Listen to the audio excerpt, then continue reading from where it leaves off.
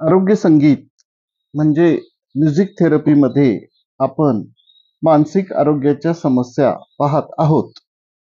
आज आपण मुलांची स्मरणशक्ती वाढवणे या विषयावर बोलणार आहोत. मुलांची स्मरणशक्ती वाढवण्यासाठी त्यांना नवीन गोष्टी शिकवणे, त्यांच्या आवडत्या गोष्टींचा अभ्यास करणे, त्यांना वर्कशीट देणे या उपायांचा अवलंब करता येतो. शिवाय खालील उपाय करता येतील.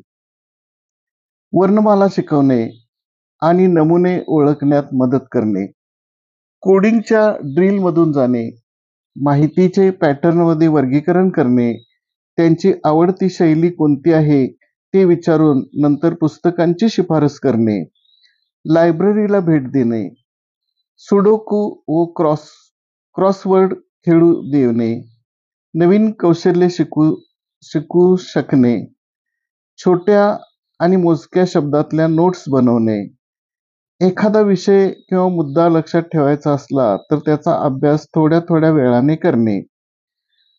यासाठी जीवनशैलीमध्ये सुधारणा करावी लागते.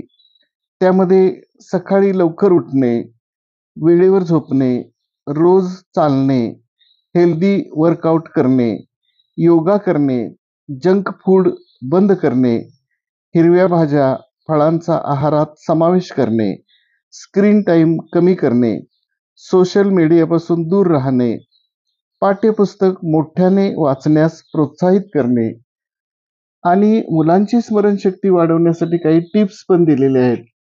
त्यामध्ये शिक्षण मजेशीर बनवा.